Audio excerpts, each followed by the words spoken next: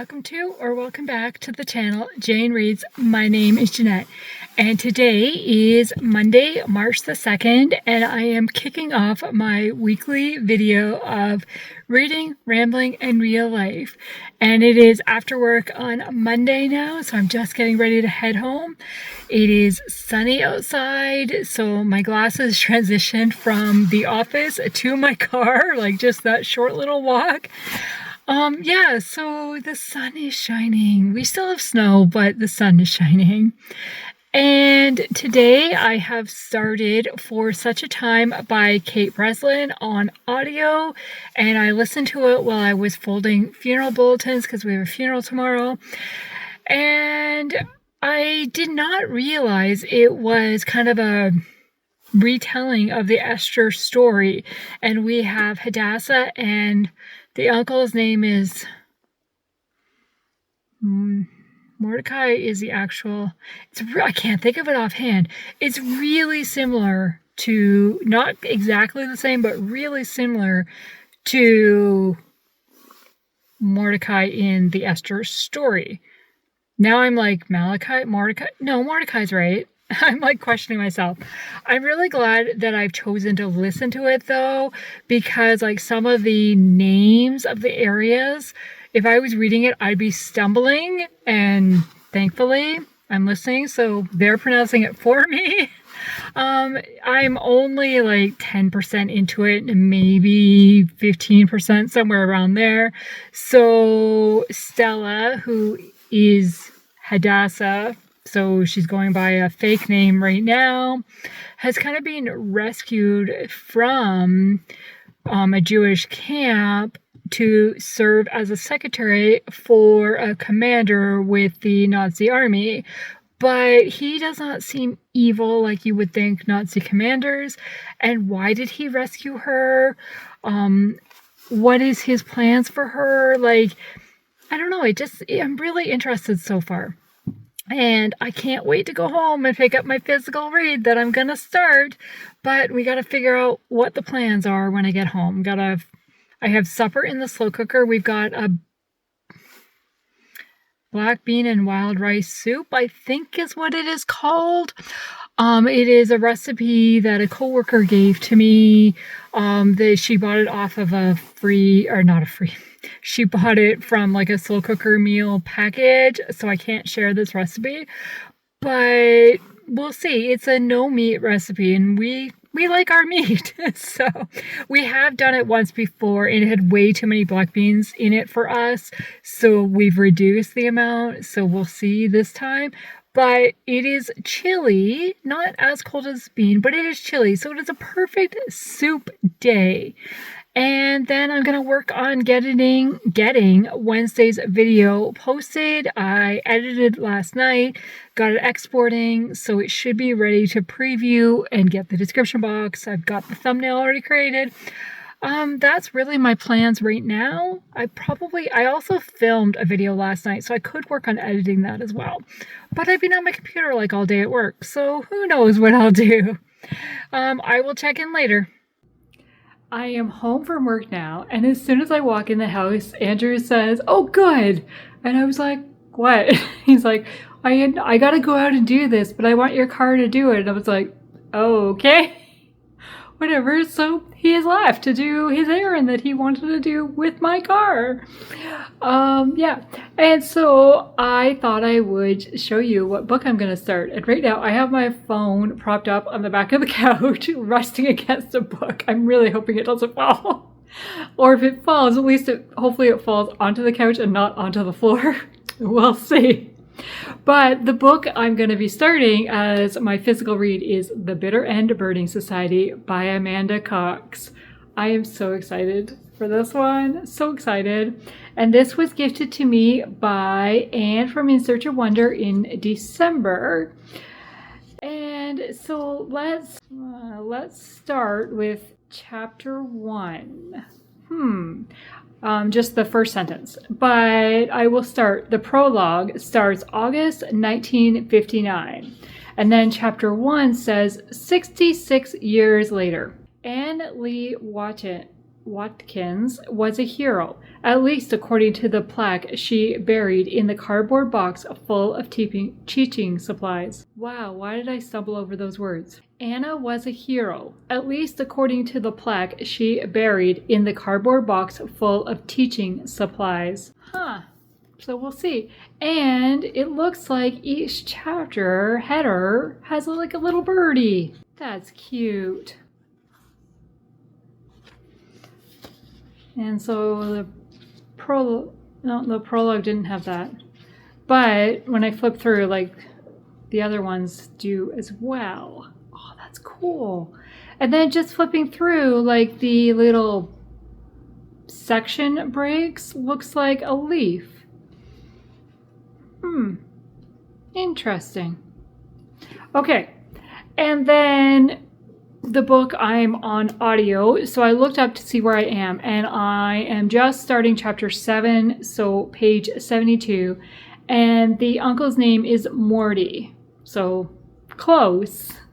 I could not remember, but we've only had one chapter with him, so that's not my fault, really, sort of. So these are going to be my 2 books that I am starting the week with. I will let you know, but I am not going to start reading right now. I'm going to go get my video scheduled and ready because I know that I'm going to be busy for part of this evening because I have a phone chat with my mom scheduled for tonight. So I'm going to work on this. I'm going to not work on this. I'm going to work on getting that video scheduled for Wednesday, and then I will reward myself by starting to read this. Okay, it is Tuesday evening now, and I have just finished reading sprints, and I made really good progress on this book. So I started today at page 68, and I'm now on page 174. And we are flipping between 1958 with the story of Violet and her sister Cora. And then we go to 2025 and we're following Anna, who is currently staying at her great aunt's house, Cora. And so I'm pretty sure I know what the connection between Anna and Violet is, but not 100%. We'll see what happens. But I'm really invested in wanting to know. It is also reminding me a little bit of Smokescreen by Terry Blackstock with the fathers. Not so much the characters themselves, but with the relationship of the fathers. It is really reminding me of that. So we'll see how it goes. But there are some funny moments in this. Like there was one where a character said, I got a voicemail and they're not going to be here today because they found a lady in the middle of the road and are taking her to the vet. And the guy responds saying, I think you might have got some of that message mixed up. And there's also like a mobile wedding chapel, like a van that's like a wedding chapel, and the husband and wife that drive it are dressed up in like a tux and like a really fancy dress and stuff, and somebody thinks like, you get married in a wedding van? What? And now they had to run off, like completely later, but they had to run off because there was an emergency wedding. Was it a wedding emergency or an emergency wedding? Like what? There's just been really some funny moments in. So I am really enjoying this. We have had letters. We have found letters from who's possibly the great grandfather, and kind of things are being revealed. So we will see how it goes. But so far, I am enjoying it. And I'm pretty sure I'm probably at the 50% mark or close to it. 326, and I'm at 174. So yeah, I've made it to 50%. And I have continued listening to For Such a Time by Kate Breslin. I am now 25% into this one, and I'm also enjoying it and intrigued about it. And there was a scene where two characters were so close together but didn't realize that the other like was right there. And I'm like, oh, if only they'd noticed. So we'll see what happens. But yeah, so these are still my 2 books that I'm going to continue, and I will check in tomorrow and let you know how it goes. Tonight's supper is beef ramen. So I just cooked everything but the ramen noodles in the slow cooker, and then when I got home I added the ramen noodles, let them cook for another half hour or so, and now we're gonna eat. Did you say Roman numerals? No, I did not. Oh, okay.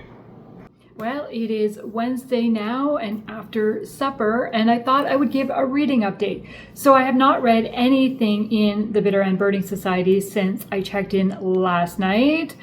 But I have made progress in For Such a Time by Kate Breslin. I was able to listen to this for a while at work this morning while I was working on some random stuff, creating announcement slides, things like that. And I have now made it to 52%, chapter 23, at page 216. And I am really connected to certain characters, and I need to know what's going to happen. The one struggle I'm having with the audio is when they say like colonel or commander or lieutenant. I'm like, which one is that? Wait, let me think about this. So it takes me a minute to kind of connect on who is who. I haven't quite got the names straight, other than Eric is the colonel that I want to like, and I'm hoping he follows and does kind of what Stella, like in Stella's benefit. But I'm really interested to see like how like Stella and Eric are kind of getting a little bit close, even though Eric might be like to her negative, but maybe he will help her. They have 2 different priorities at the moment. Like Eric has his job that he has to do, and he is a Nazi officer, right? And Stella is a Jew who Eric doesn't know is a Jew, and is working as her secretary, or she is working as his secretary. And so we're gonna see how it happens there. But I don't know, there's a connection between the 2 that I'm really like, and I'm really invested to see what is going to happen. And I don't want to stop listening, really, but I also want to keep reading this, so I am going to put this down and read this tonight. When I got home from work, I edited my February summary video. It's now exporting, so I can get that scheduled for Saturday. Then I started working on kind of March plans, like video plans, when I'm gonna post, what I'm gonna post. And so yeah, it's been a productive after work, before supper time. And now what are we doing this evening? Lucy is having sprints, so I will be joining in, and I'm hoping to read. A lot of times during Lucy's sprints, I end up like recording a video or editing a video or something, not actually reading. But I do not want to film a video today because my hair is bugging me. I'm going for a haircut tomorrow, and it's bugging me today. Like it just, oh, my bangs especially are annoying me. So I don't want to film tonight when my hair just feels annoying. I know it's a stupid reason, but it's the way I feel. And I really just want to read. So I'm going to do that, and we'll see how far I get. I will let you know. I am feeling so torn at this moment in time. I painted my nails, and while I was painting my nails, I was listening to the audiobook of For Such a Time.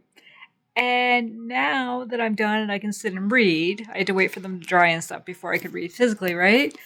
And I am so hooked on this book. Like, I need to know what happens with Stella and Joseph and Morty and Eric. And I need to know that. I just really want to keep listening to it. However, I mean, like, I'm at 62%, I think is what my audiobook just said. Chapter 27, page 258, and it's 4:30 something. I'm trying to find the last page. No, that's the author's note. So 418? Like, I still have a long way to go. But I really want to read this, and I only have this physically to read. Why am I reading two really good books at the same time? That I don't want to stop one of them. I have read more in here as well. I have now made it to, chapter 32, page 200. So I only have 100 pages left in this book. 110 maybe? Where's the actual end of the book? That's the preview. Wow, there's 2 chapters for a preview of her next book. 311 pages, and I'm on page 203. So I have just over 100 pages in this. What do I do? It's 10 o'clock. I'm not going to read 100 pages tonight. Okay, I'm going to switch. But we're at such a crucial point in this one. Hard decisions. But I also only have this one. I only have this one physically. I only have this one physically. So I'm going to switch to physical reading tonight. And I will save my audio for tomorrow. Can I listen tomorrow at work? What is tomorrow's work plan? I don't know. I don't know if I'll be able to or not, depending what is on my agenda for tomorrow. Depending what I have to work on. Oh my gosh. Okay, that's what I'm doing. I will be good and switch to my physical only book because I am interested in this as well. It's just we've hit such a crucial point of this book that I need to know what's going to happen. But I will wait. I will wait. Okay. I am on Lucy Sprints on my tablet because I don't have to sit at my desk anymore now that my nails are dry because I was on the computer. So I am going to switch to my physical book. It is Thursday after work now, and I am just getting ready to head out for a haircut. My bangs need to be trimmed so bad. The rest of it's not so bad, but yeah. But today I made good progress on For Such a Time as This because I was able to listen while I was doing some filing of paperwork and I had to create a few more announcement slides for things. So I made pretty good progress. I don't remember exactly where I was. I don't remember exactly, but now I'm on chapter 39, page 347, and there's 420 in this book. And we're at a very pivotal stuff is happening, and I didn't want to stop listening, and I still do not want to stop listening. I am really enjoying this and really invested in the characters, but they're going through such a hard time. Like, how will they get out of this situation? So yeah, I'm really enjoying this. Okay, but my coffee this morning, it was like scraping the barrel here. So now I need to decide which one I'm putting in. I have 3. I have my Tim Hortons Maple. I have this Iola beverage churro kind. And I have the Starbucks caramel. So I'm kind of like, okay, which one do I want? So then I thought, well, which one expires first? That's what I figured I might as well look at. So the Tim Hortons is June of 26. The churro is January of 27. And the Starbucks caramel is May of 26. Huh. These are 7 days apart from each other. So we're going to start with the caramel. So I'm going to refill my containers so I have coffee for tomorrow morning. And then I'm going to head out for my haircut. It's Friday morning and I just thought I would say hi. And I am trying the Starbucks caramel coffee this morning. And I didn't check in last night, but my fresh haircut. My bangs are much nicer. They will grow just a little bit, but yeah. Not in my eyes and bugging me. Okay, back to work. It is Friday evening now, and we have had supper, and Andrew is out grocery shopping at the moment so that I could film a video. But I will give you an update on my reading before I film that video. We did a load of laundry when I got home. I had to turn the dryer off because I'm upstairs. I didn't want the dryer running while I'm filming. Then we ended up having pancakes for supper because it was a nice simple meal, and I hadn't done a slow cooker meal because we're going out with friends tomorrow and I didn't want to have leftovers. So we just did a simple meal tonight, which is fine. And for reading wise, last night I finished 2 books. I know, 2 books in one day. This is now the 3rd time I've done this year. And so kind of the joke between me and my best friend now is I can do it 1 time per month. And now this is because I've done it once in January, I've done it once in February, and now I've done it once in March. So I finished physically reading The Bitter End Burning Society by Amanda Cox. And I'm going to tell you, this is a 5-star prediction video or book. So my full rating will come out in my video, but it did live up to it. I didn't love it as much as The Edge of Belonging, but it is still really, really good. And I just really was invested. And we find out, like, basically at the very beginning, we find out Anna's a teacher, and something has happened in her classroom throughout the year that she's kind of struggled with, and how does she reconcile that and deal with it throughout and help her students through it. You find out what happened, but it's not detailed at all. And then this whole book takes place over the course of the summer. She's off on summer break, goes to visit Bitter End, gets to know her great aunt, and then we find out the story of why she didn't know her great aunt previously. And so it goes back to 1958, and we find out the story of Violet. Yeah, Violet? I think it's Violet. Viola? I think it's Violet. Wow. Yeah, it was really interesting. And I had suspicions of what happened that kind of separated the family members, but I wasn't like 100% sure, and it slowly gets revealed. I was very invested, and I did not expect to enjoy the bird watching parts of the story as much as I did. Like, it's kind of like be out in nature, just take time to listen, and how it forms bonds between people. And yeah, I really appreciated that. So that was my physical read that I finished. Then I decided to start or continue listening to my audiobook, which was For Such a Time by Kate Breslin. I have mixed feelings about this book. It is World War II story set really around the Holocaust. We're following a Jewish character and a Nazi commander. And so there's parts of it that was like, I don't know if that's should be written about, or kind of if it would have happened the way it's happened in the book. Like, you've taken a horrific time in history and created a romance about it.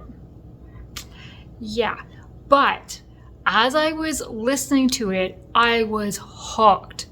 Like, I was so hooked on it and really cared about Stella and the Jewish people and what they're dealing with, and how Stella is trying to help them without endangering herself, and so that she can help them. And then we've got the Nazi commander, Erich von Schmidt, who has only been in his post for a couple months. He oversees some camp. What's it called? The grunge? not the grunge. What are they called? The grottos. Grotto? I think that's grotto? Ghetto.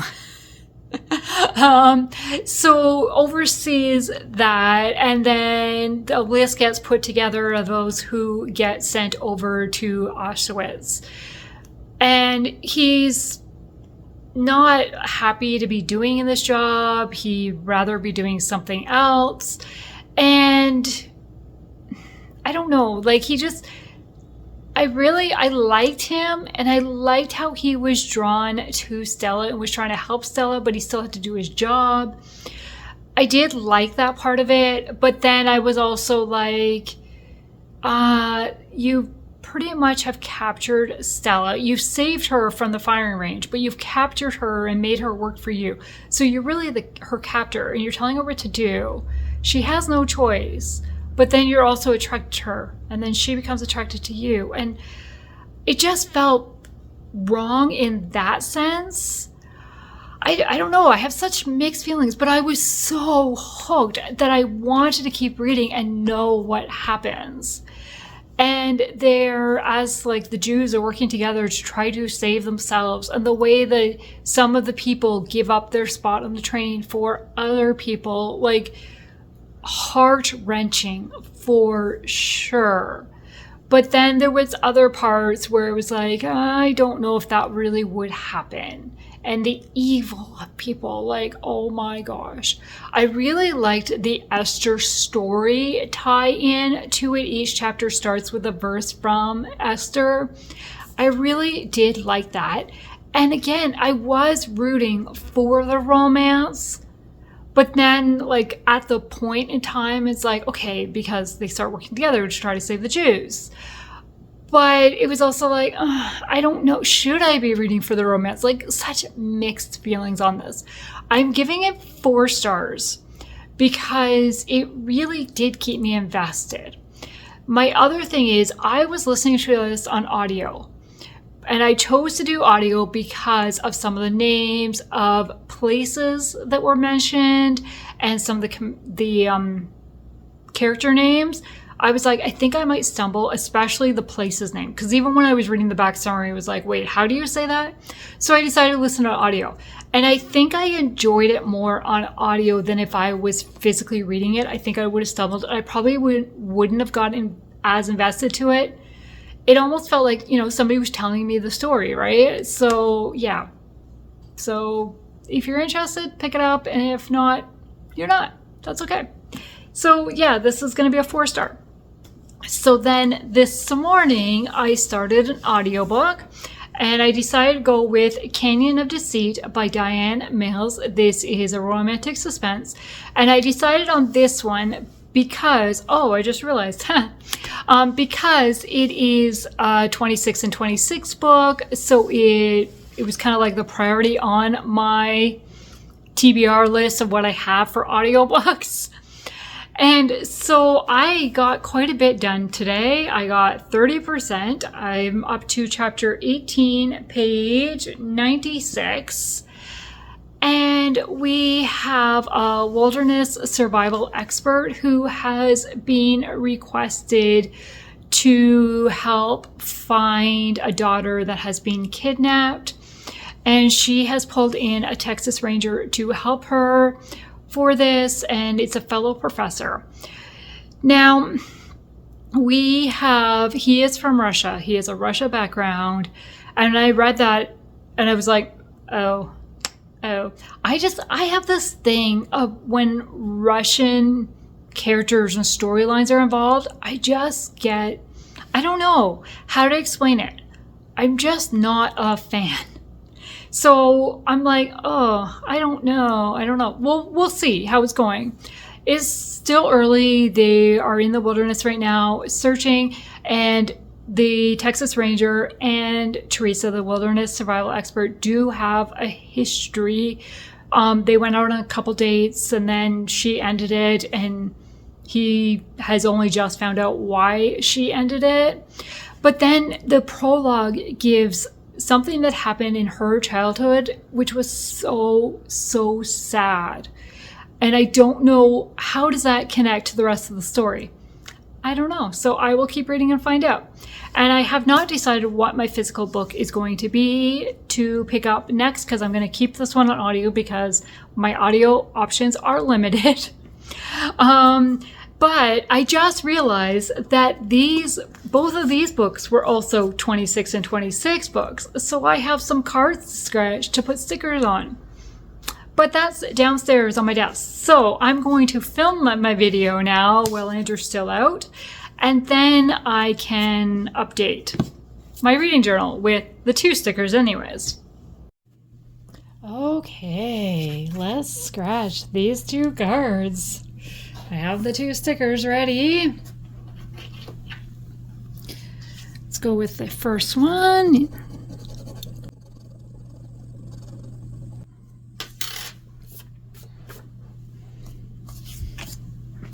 So, number 20.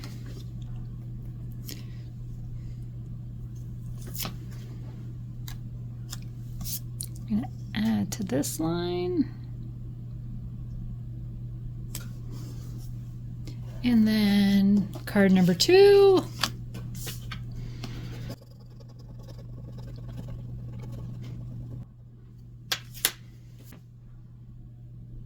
Number 24.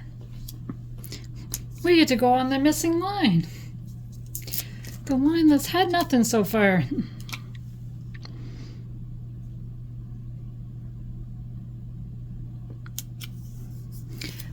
But still no bingo line, which is not really a bingo. No completed line. So it's Saturday morning and chicken was on sale this week and we needed some chicken freezer meals, so we just threw 4 together. Got chicken and gravy, chicken teriyaki, Italian chicken for spaghetti, like a sauce for spaghetti, and taco chicken soup. Let's do a reading check-in for Saturday. Last night, I decided to start on my Kindle Beyond the Clouds by Elizabeth Camden. This is book 3 of the Women of Midtown series, and we are following Delia, I think is how you say her name, Delia. I could be mistaken, but that's how I'm saying it in my head. And we are following her, who is a secretary at a law office, and we did meet her in book 1 and book 2. She kind of helped the female characters with different things. She lived in the same building as them in book 1 and book 2. We have not seen anybody from the first 2 books yet in this one, but we'll see going forward. Then we have the male character, who I've already forgotten his name. I want to say it starts with a J. No, it does not. Finn. So Finn and Delia were friends growing up. They grew up in the orphanage together. Then something happened 10 years ago and they went their separate ways. And so now Delia is secretary at the law office. Finn is a pilot who was injured and is now back in New York City.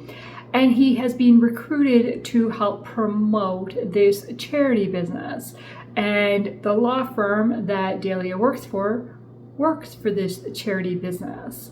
And so they have been forced together to interact with each other. And that's pretty much where we are at this point of the story. I am 25% of the way in, and I am really enjoying it. There are some scenes that have really made me laugh. And I kind of feel for Delia and kind of what she's going through. Like, she really had her heart set on a certain guy, and then she discovered something about that guy, and it was like, oh, what a jerk. So we'll see what happens going forward. But learning about like the past history of Delia and Finn, I can see how they were good together, and I would like to rectify whatever went wrong. It's being hinted at, but we don't know the exact situation.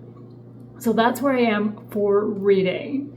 So I did continue this morning as I was getting ready, listening to Canyon of Deceit by DiAnn Mills. I made it to 40% now, and I'm liking it, but it's not really. Like, I'm a little bit confused on how they figured out who has the daughter and how do they plan on getting them. But there has been some terrifying moments already. We've got a rattlesnake encounter, yuck, falling from a cliff, major injuries, losing their satellite phones. Like, there has been some terrifying stuff happen. So I'm invested in the two characters, but why did the captors take the daughter, and what are they trying to get out of this professor who has a background from Russia? I'm not really on track of that storyline, but really following Teresa and... Why are male main character names so hard today? Whatever his name is. Wow. Nope. It's out. I'm really liking their interaction, and we'll see what happens going forward.